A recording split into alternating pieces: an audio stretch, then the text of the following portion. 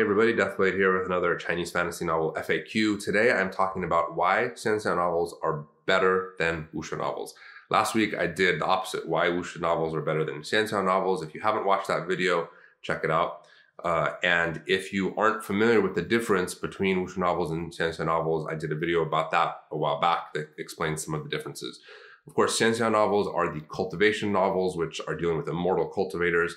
So they are the high fantasy of the Chinese fantasy genres. So let's get into 5 reasons why xianxia novels are superior in search. Reason number 5, you can learn about Chinese mythology. Now in the wuxia video, I talked about learning about history, and it's similar in xianxia.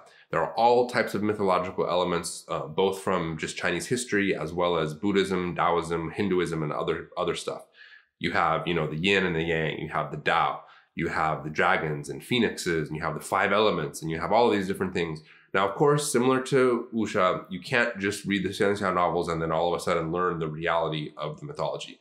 But you will be introduced to many, many different mythological elements that you can then do your own research on to learn about. Now, again, take this all with a grain of salt, because the authors are writing fantasy. They can take those mythological elements and use them in any way they want. I'll give you one really good example. The phoenix of Chinese mythology is different from the Western phoenix. The Western phoenix, probably most of you know, is related to fire, and it will like burn up and then rise from the ashes to be reborn. The Chinese phoenix is totally different. However, I have seen the authors use the Chinese phoenix in the Western phoenix way. Same Chinese characters, feng huang, and they will describe it as a flame bird that rises out of the ashes to be reborn. So again, the authors mix and match their elements. Don't take everything you see in the novel to be the correct mythological version, but at least you can be introduced to a lot of things that you probably won't encounter outside of the genre. So that's reason number 5. Let's go on to number 4. Now, touching back on the wuxia video, I talked about how wuxia is more realistic, and that's one of the upsides to wuxia. Well, I think that's also a downside. And in contrast, in xianxia, the authors basically have no limitations on what they're doing. When you're trying to write about something that could be real, there's certain things you can and can't do, but with xianxia, that's not the case. The authors can have characters die and come back with very plausible explanations. They can have people living for millions of years. They're, flying out in space. There's no limitations, and that opens up the author to be able to really tap into their creative side. I think that's a really cool thing, and it makes it's another, I think, one of the reasons why the long form xianxia novels became so popular and are so easy to write. That does come with downsides, of course. We're not going to get into that, but I definitely think that the removal of those limitations for the author make for a lot more interesting stories. That's number 4. Moving on to number 3. I feel that the xianxia novels get more into philosophy, or it's easy for them to get into philosophy. One of the big themes of these novels is the Tao, the searching for one's Tao or one's path or way in life. And there's a lot of philosophy that gets thrown into the novels by some authors more than others.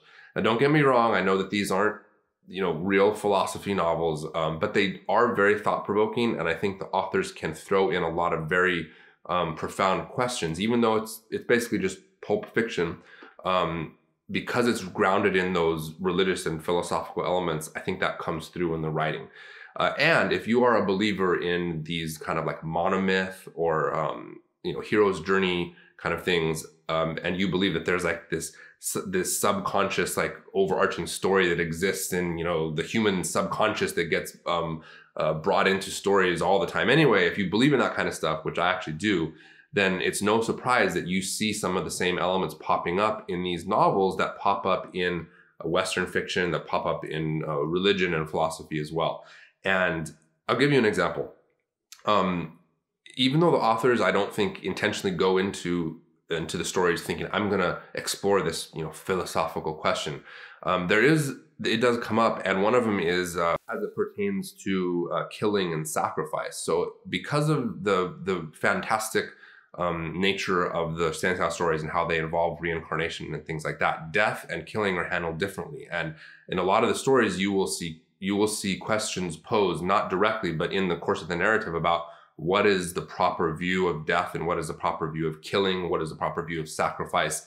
those elements come up a lot, and I think that they make for some very thought-provoking discussion if you talk about it. All right, let's move on to reason number 2, why xianxia novels are better. I think this kind of pertains to some of the stuff I've talked about already, specifically the number 4, which talks about no limitations. This is kind of like a sub-factor within that. And that is that the xianxia novels can be way more hyperbolic. And we all, in many ways, it's the downside. A lot of us make fun of it, especially when it comes to the physical descriptions of things being like hundreds of thousands of kilometers and whatnot. Interestingly enough, for those of you who follow my translation, A Will Eternal, the author actually addressed this in a very short line in a chapter that I just recently released. I suspect that he did that because of the video I did a while back talking about the distances in xianxia novels being exaggerated. Because I asked him about it.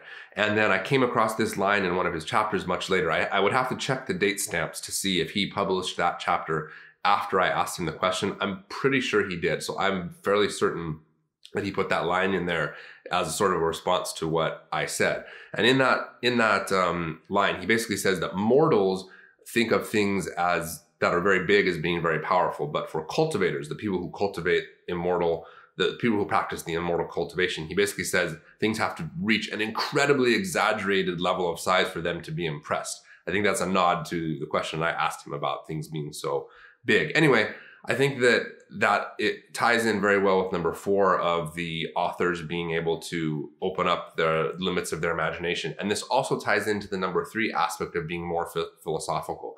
Because when you're talking about matters of morality and murder and right and wrong and life and death and stuff like that, the authors can create situations which could never happen in real life and are in fact far more exaggerated than real life. And it makes you kind of think about those things in a way that you wouldn't if you weren't able to push the limits beyond what is realistic.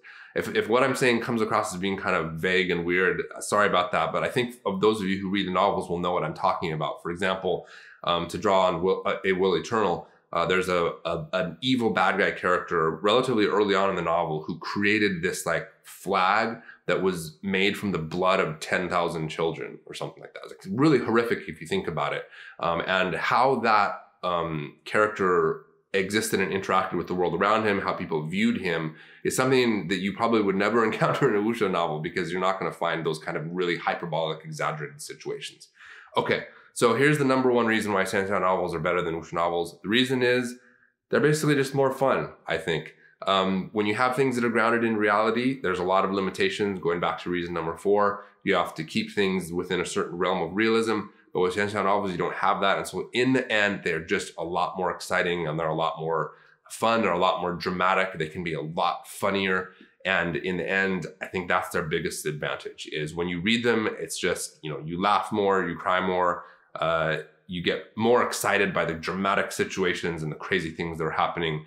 And in the end, they're just funner. So those are my 5 reasons why I think xianxia novels are better than wuxia novels. What do you think? Do you disagree with me on any of those points? Are there things that I left out? Please leave a comment below and let's keep the discussion going. I'm very curious to see what you guys think. And now for a little bit of news really quickly. So by the time I release this video, this novel should be available on Amazon. I'll put a link in the description. This is my original novel, Legends of Ogregate.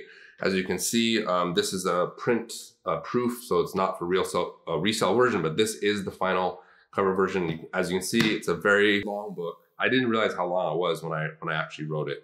It has some cool maps and stuff inside. I'm gonna actually do a whole video where I talk a little bit about this book for those of you who aren't familiar with it. But this book is gonna be out on, I think, the 7th or the 8th, which again, I plan to release this video probably shortly after or before. I'm not sure. It depends on how quickly I can get it uploaded to the computer. And Madam Deathblade, who is actually very quietly sitting off to the side for this entire video, she's going to be the one that's editing it. So it depends on how fast she can do that. And yeah, that's it for now. So, oh, and the final bit of news is that my new translation project, Sage Monarch, it is currently on the VIP section in wuxia World. It should be a matter of days, weeks before the licensing is 100% legitimately signed and sealed and everything, and I can release that to the public. So stay tuned for that. All right, that's it for this video. I'll see you next time. Go slow.